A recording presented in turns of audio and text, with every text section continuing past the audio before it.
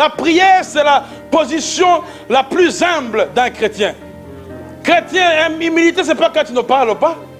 Humilité, c'est quand tu es à genoux et que tu parles à Dieu, que tu demandes à Dieu, que tu implores Dieu de changer la situation. C'est l'humilité, ça. Dieu dit, ok, c'est moi qui fais. Oui, c'est toi qui fais, papa. Vas-y, Seigneur. Et quand tu pries, prie avec foi. Ne lâche pas. Ne lâche pas. Sois sérieux dans ta requête. Sois sérieux dans ta demande. Dis, Seigneur, jusqu'à ce que tu répondes. La persévérance, c'est quand tu ne vois pas, mais que tu continues à demander. C'est ça la persévérance. La persévérance, c'est pas quand tu fais un mois et puis tu arrêtes. Non, la persévérance, c'est quand tu ne vois pas et que tu continues malgré que tu ne vois pas. J'ai fait 8 ans de prière pour avoir mon premier enfant. Je sais de quoi je parle. Première année de mariage, c'est la belle fête. Tout le monde dit félicitations. Deuxième année, tu commences à te poser la question. Troisième année, ça devient sérieux. C'est toi ou moi? Tu commences à tomber. C'est toi qui as des problèmes ou c'est moi qui ai le problème? Tu commences à vérifier dans ta famille où il y a l'infertilité, la stérilité. Les djoudjous. La quatrième année, vous commencez à chasser les démons. Korobo, chaka. Je te lis. Mais quand même, les démons, tu les lis quand même, ils sont liés, ils ne font plus rien. La cinquième année, ils devaient être liés. La cinquième année, tu commences à chercher la prophétie. Seigneur, parle-moi, Seigneur, parle-moi, Seigneur, parle-moi, parle-moi. Et la sixième année, ouh là là, les familles commencent à dire, ah, c'est les autres qui n'ont pas d'enfants. Ouh là là. Ma femme ne voulait plus aller au Burundi en vacances. Fini. Comment tu vas traverser la ville? Tout le monde te pose la question, tu as combien d'enfants? C'est la première question au Burundi. Hein. Oh, comment ça va? Tu es venu quand? Oh, ça fait longtemps. Tu as rendu à combien d'enfants? C'est tout automatique. Hey. Moi, il me posait la question, je sentais la colère spirituelle. Seigneur, comment tu peux permettre ces conneries devant? Seigneur, comment je te sers? Septième année, tu es dans le silence maintenant.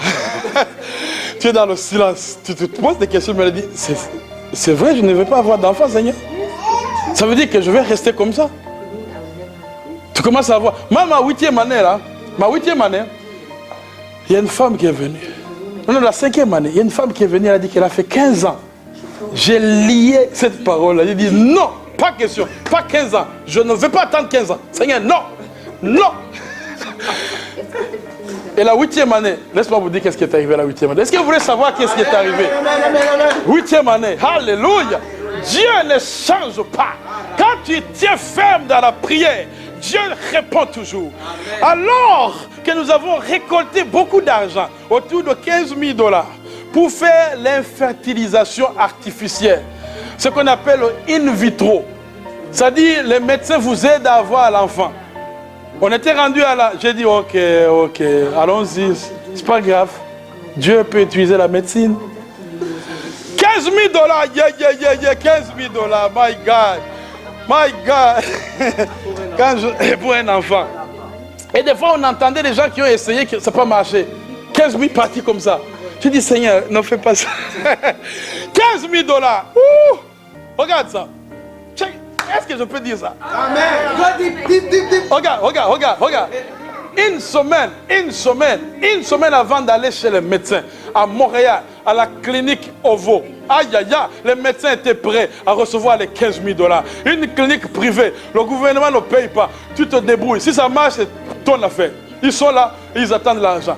Ils nous ont expliqué le processus. Moi, j'étais là, j'étais en colère. Ma femme était là, elle était confuse. Mais on savait qu'on devait passer par là. On arrive une semaine avant. On donne les médicaments à ma femme pour qu'elle prépare son corps, afin qu'elle puisse recevoir ses ovules, ses œufs, pour former un embryon. Alléluia. Combien d'embryons? Il nous proposait 4 embryons. J'ai dit, hé, Peut-être je vais avoir des triplés. Peut-être je vais avoir des jumeaux. Alléluia. Tu commences à rêver à des petits juniors, à des Jean-Claude juniors. Tu commences à voir des petits enfants dans ta tête. Une semaine avant qu'on y aille, elle prend les médicaments pour nettoyer le corps. Et on lui dit, avant que tu viennes, fais un autre test. Un dernier test de grossesse. Elle avait fait combien de tests? Elle avait fait plus de 40 tests. Toute sa vie, 8 ans, elle connaissait les tests, les plus chers, les moins chers, les moins... Alléluia. Même les Dolorama, elle connaissait. Elle prend ce Dolorama. Elle dit, écoute, c'est juste pour vérifier. Elle prend positif. Hey! Positif. Comment ça, positif? Moi, elle me montre, je n'avais aucune idée de ce qu'elle me montre. Elle dit, regarde, il y a 2 barres. Je dis, c'est quoi 2 barres? Ça veut dire que je suis enceinte. Là, je tourne comme ça. Je commence à danser la danse d'Abraham. Seulement ceux qui ont fait beaucoup d'années comprennent c'est quoi la danse d'Abraham. Alléluia. Ouh là là là là là là, Abraham. Moi, je suis Abraham. Je commençais à préparer mon témoignage. Et ma femme se fâche. Parce que j'étais en train de danser. Elle dit, mais comment tu danses? J'ai dit, mais oui. Elle dit, je ne suis pas sûr. Parce que elle dit, allons-y, je vais acheter un deuxième test, pas de Dolorama, mais le test qui est écrit. Pas de barres, mais qui est écrit. Je lui donne le test, vas-y dans la chambre. Elle fait le test. Et c'est écrit, you are pregnant. Alléluia. Après 8 ans d'attente, et une semaine avant que les médecins interviennent, Dieu ne laisse personne prendre sa gloire. Il n'a pas laissé les médecins prendre sa gloire. Il a vu les années de prière. Il a dit non, c'est maintenant. Je vais te montrer que je suis un Dieu qui répond. Et après 8 ans, après 9e année, on a eu notre premier fils, Jérémie.